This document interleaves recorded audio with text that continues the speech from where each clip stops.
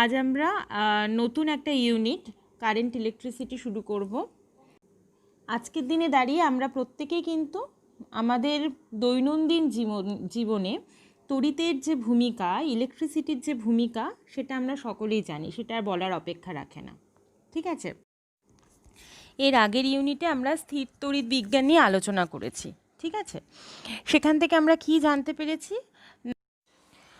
দুটো আহিত বস্তুকে আমরা যদি একটা পরিবাহী মাধ্যমে যুক্ত করি, উচ্চ বিভব বিশিষ্ট বস্তু থেকে নিম্ন বিভব বিশিষ্ট বস্তুতে ধনাত্মক তড়িতের প্রবাহ হয় বা ধনাত্মক আধান প্রবাহিত হয়, তাই তো। এবং যতক্ষণ পর্যন্ত এই বিভব বস্তু দুটোর মধ্যে যতক্ষণ পর্যন্ত না এই বিভব সমান হচ্ছে, ততক্ষণ পর্যন্ত এই আধানের প্রবাহ চলতে থাকে। ঠিক আছে, এই ঘটনাটার সাথে আমরা কিসের মিল দেখেছিলাম? আমরা কি জানি? আমরা জানি যে তরল সবসময় উঁচু থেকে নিচুর দিকে প্রবাহিত হয়, তাই তো। দুটো স্থানের মধ্যে যদি তরল তলের উচ্চতার পার্থক্য হয়, তাহলে আমরা কি দেখেছি? তরল সর্বদা ওপরের থেকে বা উঁচু স্থান থেকে নিচুর দিকে তরল প্রবাহিত হয়। সেটাই আমি একটা উদাহরণ দিয়ে দেখিয়েছি। দেখো, আমি তোমাদের দুটো জলপূর্ণ পাত্র দেখিয়েছি। দুটো পাত্রে সম আয়তনে জল রয়েছে। এবার পাত্র দুটিকে যদি পাইপের মাধ্যমে যুক্ত করা হয়, তাহলে কি এক পাত্র থেকে অন্য পাত্রে জলের স্থানান্তর হবে বা জলপ্রবাহ ঘটবে? ঘটবে না, কারণ দুটো পাত্রে সম উচ্চতার জল রয়েছে, জলতলের উচ্চতা সমান। এইবার আমি যদি চাই যে দ্বিতীয় পাত্র থেকে প্রথম পাত্রে জলপ্রবাহ ঘটাতে চাই, তাহলে কি সেটা সম্ভব? কোনোভাবে সম্ভব? আমরা কিন্তু এক্ষেত্রে কোনো পাত্রে জল দেব না বা কোনো পাত্র থেকে জল বের করে নেব না। এটা কি করা সম্ভব? হ্যাঁ, করা সম্ভব। কিভাবে না, যদি আমি দ্বিতীয় পাত্রকে ওপরের দিকে তুলে দিই, তাহলে দেখো আমি যেরকমভাবে দেখিয়েছি, তাহলে কি হবে? দ্বিতীয় পাত্রে জলতলের উচ্চতা বেড়ে গেল। এই অবস্থায় কি হবে? পাত্র দুটোর মধ্যে যেহেতু জলতলের পার্থক্য হলো, অর্থাৎ একটা হাইড্রোস্ট্যাটিক প্রেশার বা উদস্তৈতিক চাপের সৃষ্টি হলো, তার ফলে কি হবে? দ্বিতীয় পাত্র থেকে কিন্তু প্রথম পাত্রে জল স্থানান্তরিত হবে। ঠিক আছে, অর্থাৎ এক্ষেত্রে জল বা যে কোনো প্রবাহী হায়ার পোটেনশিয়াল থেকে লোয়ার পোটেনশিয়ালে স্থানান্তরিত হলো। ঠিক আছে, এবার তড়িতের ক্ষেত্রেও এরকম হয়। এবার আমরা আরেকটা কি দেখেছিলাম? পরিবাহীতে যদি ইলেকট্রনের আধিক্য থাকে, তাহলে সেটা লোয়ার পোটেনশিয়ালে আছে, আর যদি ধনাত্মক আধানের আধিক্য থাকে, তখন সেটা হায়ার পোটেনশিয়ালে থাকে। এখন এই পরিবাহীর বিভব, উচ্চ বিভব বা নিম্ন বিভব যে বলছে, এই বিভব বলতে কি বোঝায়? যেটা তোমাদের এর আগেও বলেছি আমি, বিভব কি নির্ধারণ করে? দুটো তড়িৎগ্রস্ত বস্তুকে আমি যদি পরিবাহী তার দিয়ে যুক্ত করি, তাহলে কোথা থেকে আধানের ধনাত্মক আধান কোন ডিরেকশনে যাবে, কোন বস্তু থেকে কোন বস্তুতে স্থানান্তরিত হবে, সেটা নির্ধারণ করে এই বিভব। এখন পরিবাহীর মধ্যে ধনাত্মক আধান মানে কি? আয়ন, আর ঋণাত্মক আধান মানে হচ্ছে ইলেকট্রন। তাহলে আয়ন আর ইলেকট্রনের মধ্যে কে সহজে যাতায়াত করতে পারে? ইলেকট্রন সহজেই পরিবাহীর এক প্রান্ত থেকে অন্য প্রান্তে যাতায়াত করতে পারে। সুতরাং যখন দুটো ভিন্ন বিভবের দুটো আহিত বস্তুকে পরিবাহী তার দিয়ে যুক্ত করা হবে, তখন কি হবে? নিম্ন বিভব থেকে উচ্চ বিভবের দিকে ইলেকট্রনের স্থানান্তর হবে। ঠিক আছে, এবার দেখো ইলেকট্রনের প্রবাহ কীরকম হতে পারে। দেখো, একটা ঋণাত্মক আধানযুক্ত বস্তুকে যখন একটা ধনাত্মক আধানযুক্ত বস্তুর সাথে যুক্ত করব, ইলেকট্রন এ থেকে বি এর দিকে যাবে। ঠিক আছে, আবার যখন একটা ঋণাত্মক আধানযুক্ত বস্তুকে একটা নিস্তড়িত বস্তু বি এর সাথে যুক্ত করব, তখনও কিন্তু ইলেকট্রন এ থেকে বিতে যাবে, কারণ এখানে ঋণাত্মক আধান মানেই সেটা লোয়ার পোটেনশিয়ালে আছে। ঠিক আছে, আবার একটা নিস্তড়িত বস্তুকে যখন আমি একটা ধনাত্মক আধানযুক্ত বস্তুর সাথে যুক্ত করব, সেক্ষেত্রেও কিন্তু ইলেকট্রন নিস্তড়িত বস্তু থেকে ধনাত্মক আধানযুক্ত বস্তুতে যাবে, কারণ ধনাত্মক আধান থাকা মানেই সেটা উচ্চ বিভবে আছে। ঠিক আছে, সুতরাং আমরা কি দেখলাম? দুটো আলাদা তড়িৎগ্রস্ত বস্তুকে পরিবাহী তার দিয়ে যুক্ত করার ফলে এই যে নির্দিষ্ট দিকে ইলেকট্রন বা তড়িতাধানের যে প্রবাহ হচ্ছে, সেটাকে আমরা বলবো তড়িৎ প্রবাহ। ঠিক আছে, এখন এই যে তড়িতাহিত বস্তুগুলোর মধ্যে ইলেকট্রনের প্রবাহ কতক্ষণ চলবে? ঠিক আছে, সেটা আমরা কি করে বুঝবো? পরিবাহী দুটির ইলেকট্রন ঘনত্ব যখন সমান হবে তখন পরিবাহী দুটোর মধ্যে ইলেকট্রন প্রবাহ বন্ধ হয়ে যাবে।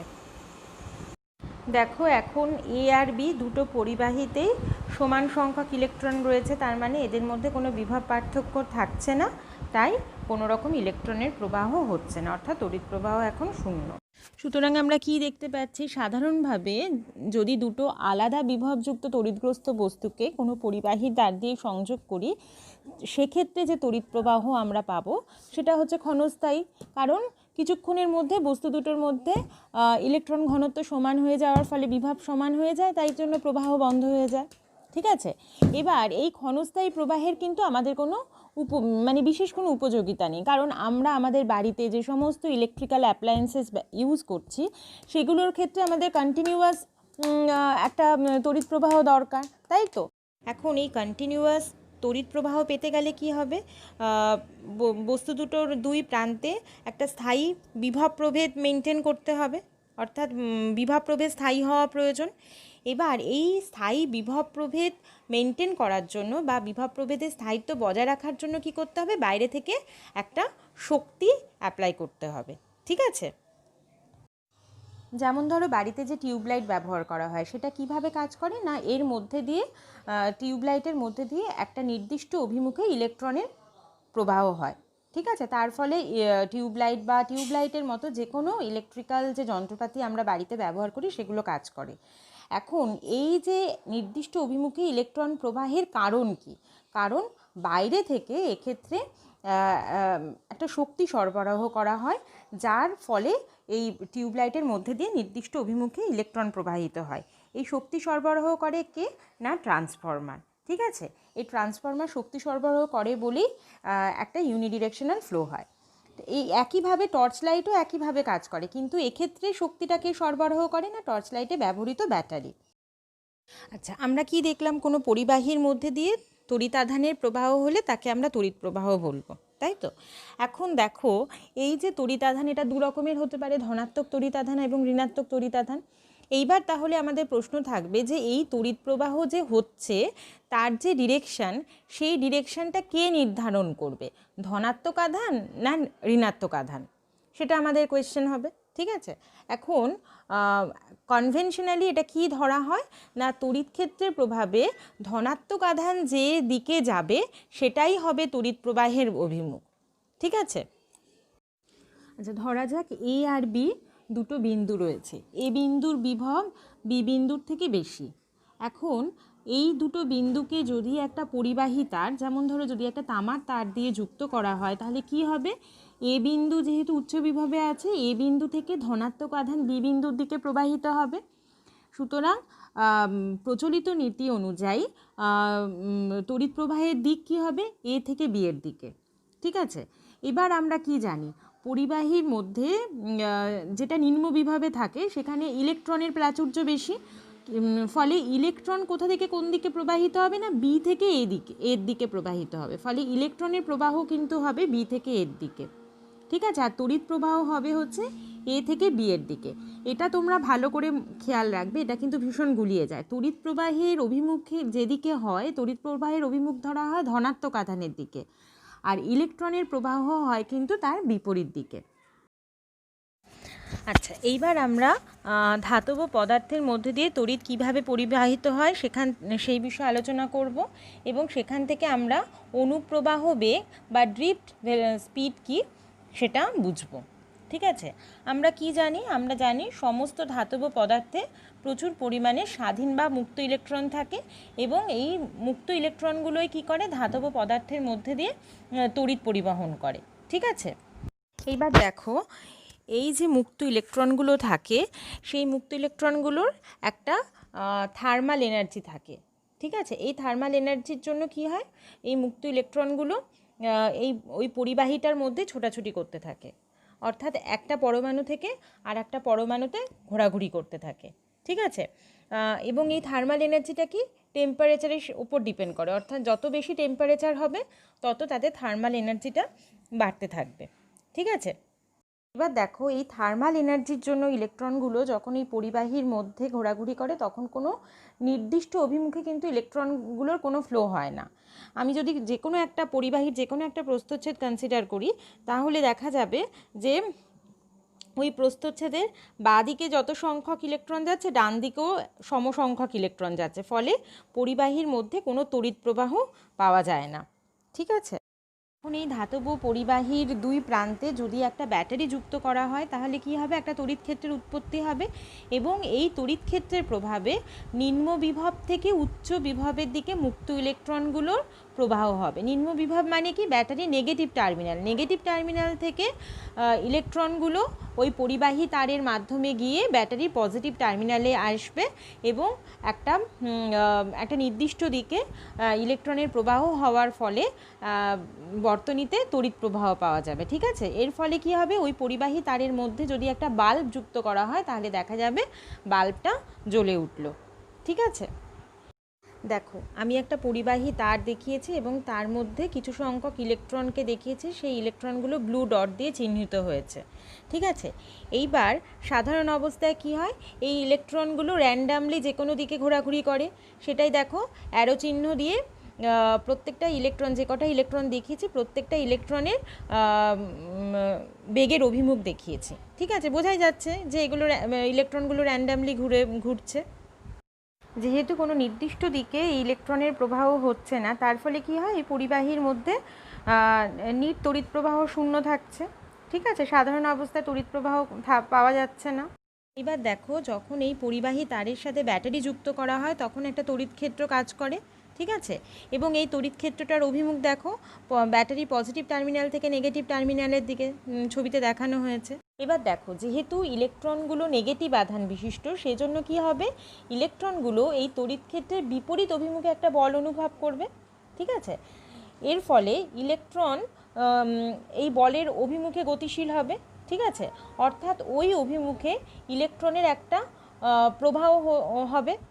দেখো আগে ইলেকট্রনের গতির অভিমুখগুলোকে আমি গ্রিন লাইন দিয়ে ডিনোট করেছি, গ্রিন অ্যারো দিয়ে। এইবার এই তড়িৎ ক্ষেত্র অ্যাপ্লাই হওয়ার ফলে বাঁ দিকে যেহেতু তড়িৎ ক্ষেত্রের বিপরীত অভিমুখে যেহেতু একটা বল অনুভব করবে, সেই জন্য দেখো প্রত্যেকটা ইলেকট্রন কি করবে, একটু বাঁ দিকে গতিশীল হওয়ার চেষ্টা করবে। সেটাই আমি দেখো ইয়েলো লাইন দিয়ে ডিনোট করেছি।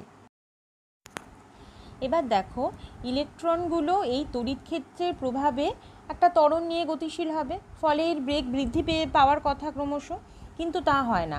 কারণ এই ইলেকট্রনগুলো যখন গতিশীল হয় তখন অন্য ইলেকট্রনের সঙ্গে কিংবা ওই পরিবাহীর ভিতর ভারী ধনাত্মক আয়ন বা পরমাণুর সঙ্গে সংঘর্ষ হয়। ঠিক আছে, এর ফলে তার দ্রুতি ও অভিমুখ দুটোই র্যান্ডামলি পরিবর্তিত হয়। ঠিক আছে, দেখো এই পরিবাহীর মধ্যে যে পরমাণু বা আয়নগুলো রয়েছে সেগুলোকে আমি ব্লু, অপেক্ষাকৃত বড় ব্লু ডট দিয়ে বুঝিয়েছি। ঠিক আছে, এবং বাইরে আরেকটা ছবিতে দেখিয়েছি, দেখো একটা ইলেকট্রনগুলো হচ্ছে হোয়াইট ডট দিয়ে ডিনোট করা রয়েছে। এবার যখন এই তড়িৎ ক্ষেত্র ইলেকট্রনের ওপর যে বল প্রয়োগ করছে তার প্রভাবে যখন গতিশীল হচ্ছে, তখন ইলেকট্রনগুলো তার চলার পথে বিভিন্ন অবস্থানে আয়নগুলোর সাথে সংঘর্ষ করছে এবং এই সংঘর্ষের ফলে এর গতিবেগ মানে এর দ্রুতি এবং ডিরেকশন দুটোই র্যান্ডামলি চেঞ্জ হচ্ছে, সেটাই দেখিয়েছি। প্রতি সংঘর্ষের পর ইলেকট্রন এইভাবে পরিবর্তিত অভিমুখ এবং পরিবর্তিত দ্রুতি নিয়ে আবার যাত্রা শুরু করে। কিন্তু তড়িৎ ক্ষেত্রের জন্য একটা অতিরিক্ত বেগ লাভ করে, গতিবেগ লাভ করে, কারণ তড়িৎ ক্ষেত্র থাকার জন্য ওর একটা ত্বরণ পাচ্ছে, ত্বরণ থাকার ফলে একটা অতিরিক্ত বেগ থাকছে। ঠিক আছে, এই অতিরিক্ত বেগ সময়ের সঙ্গে বৃদ্ধি পায়, কিন্তু যে মুহূর্তে ইলেকট্রনটি আবার কোনো সংঘর্ষ ঘটায় ঠিক সেই মুহূর্তে ওর গতিবেগ শূন্য হয় এবং ইলেকট্রন পুনরায় অবিন্যস্ত গতিবেগে আবার চলতে শুরু করে। এইবার দেখো এই যে ইলেকট্রন অপর একটা ইলেকট্রন বা কোনো পরমাণু বা এই যে আয়ন, এর সাথে যে সংঘর্ষ হচ্ছে, এরকম যে কোনো দুটো সংঘর্ষের যে মধ্যেকার যে সময় সেটা কনস্ট্যান্ট থাকছে না, সেটা কিন্তু এক একটা সংঘর্ষের ক্ষেত্রে এক এক রকম হচ্ছে। ঠিক আছে, সুতরাং আমাদের কি করতে হবে, আমাদেরকে এক্ষেত্রে গড় বের করে নিতে হবে। ঠিক আছে, ধরো একটা ইলেকট্রন যে পরপর বিভিন্ন পরমাণু বা আয়নের সাথে যে সংঘর্ষ হচ্ছে, সেই সংঘর্ষকাল ধরো τ1, τ2, τ3 এইভাবে τn পর্যন্ত রিপ্রেজেন্ট করা হচ্ছে। ঠিক আছে, সুতরাং এখান থেকে আমি কি বার করতে পারি, গড় সংঘর্ষকাল কত, যে কোনো দুটো সংঘর্ষের মধ্যেকার যে গড় সংঘর্ষকাল সেটা বের করতে পারি। এবং এই গড় সংঘর্ষকালে অর্থাৎ টাউ সময়ে যদি ইলেকট্রন এল দূরত্ব অতিক্রম করে, এই দূরত্বকে বলা হবে অনুপ্রবাহ দূরত্ব। ঠিক আছে, এই এল দূরত্ব অতিক্রম করে, তাহলে অনুপ্রবাহ বেগ বা বিচলন বেগ কী হবে, V suffix d equals to L by tau, কারণ এল হচ্ছে দূরত্ব আর টাউ হচ্ছে সময়। বোঝা গেল? সুতরাং দেখো, অনুপ্রবাহ বেগ বা ড্রিফট ভেলোসিটির কি সংজ্ঞা দেওয়া যায়, প্রযুক্ত তড়িৎ ক্ষেত্রের প্রভাবে কোনো পরিবাহীর স্বাধীন বা মুক্ত ইলেকট্রনগুলো উচ্চ বিভব প্রভেদের দিকে যে গড় গতিবেগে সরে যায় তাকেই বলা হবে ইলেকট্রনের অনুপ্রবাহ বেগ বা ড্রিফট ভেলোসিটি। ঠিক আছে, এইবার আমরা অনুপ্রবাহ বেগের রাশিমালা বের করব। দেখো, টাউ কি, যে কোনো দুটো সংঘর্ষের মধ্যবর্তী যে গড় সময় সেটা, ভিডি অনুপ্রবাহ বেগ, আর এল যদি অনুপ্রবাহ দূরত্ব হয় তাহলে অনুপ্রবাহ বেগ VD equals to L by tau. ঠিক আছে, এইবার এই যে ইলেকট্রনগুলো যখন গতিশীল হয় তখন একটা ত্বরণ লাভ করে, এই ত্বরণের মান কি, ফোর্স বাই ইলেকট্রনের মাস। এবার ফোর্স কি, একটা ইলেকট্রনের আধান ই আর স্মল ই আর ক্যাপিটাল ই তড়িৎ ক্ষেত্রে যদি প্রয়োগ করা হয় তাহলে কি হবে, ত্বরণ equals to small E into capital E by M. ঠিক আছে, এবার দেখো একটা জিনিস এখানে খেয়াল করবে, এই ইলেকট্রনগুলো যখন তড়িৎ ক্ষেত্রের প্রভাবে গতিশীল হয় তখন ত্বরণ কিন্তু, প্রত্যেকটা ইলেকট্রনের ত্বরণ কিন্তু কনস্ট্যান্ট। এবার দেখো, এই অনুপ্রবাহ দূরত্ব এল ইকুয়ালস টু আমরা কি লিখতে পারি, হাফ এ ইন্টু টাউ স্কোয়ার। এ হচ্ছে ত্বরণ, ঠিক আছে, আর টাউ হচ্ছে সংঘর্ষের মধ্যবর্তী যে সময়, গড় সময়, এবং এলটা ছিল যে কোনো দুটো সংঘর্ষের মধ্যবর্তী দূরত্ব, সুতরাং L equals to half a tau square লিখতে পারি। ঠিক আছে, এবার এ এর ভ্যালু কি, ই বাই এম, সুতরাং এল ইকুয়ালস টু কী পেলাম, half small E into capital E by M into tau square. ঠিক আছে, এবার আমরা কি জানি, অনুপ্রবাহ বেগ VD equals to L by tau. এবার এল এর এক্সপ্রেশনটা এখানে বসিয়ে দিতে হবে, বসিয়ে দিলে দেখো আমরা কি পাবো, VD equals to half small E into capital E by M into tau. ঠিক আছে, সুতরাং এটা হলো অনুপ্রবাহ বেগের ম্যাথামেটিক্যাল এক্সপ্রেশন। ঠিক আছে, যেখানে টাউ হচ্ছে যে কোনো দুটো সংঘর্ষের মধ্যবর্তী সময়কাল, গড় সময়কাল, ই হচ্ছে তড়িৎ ক্ষেত্র, স্মল ই হচ্ছে একটা ইলেকট্রনের আধান, এম হচ্ছে একটা ইলেকট্রনের মাস। ঠিক আছে, তোমাদের এইটুকুই আজকে পড়ানো হলো। কারোর কোথাও যদি কিছু অসুবিধে থাকে বোঝার, তাহলে জিজ্ঞাসা করো।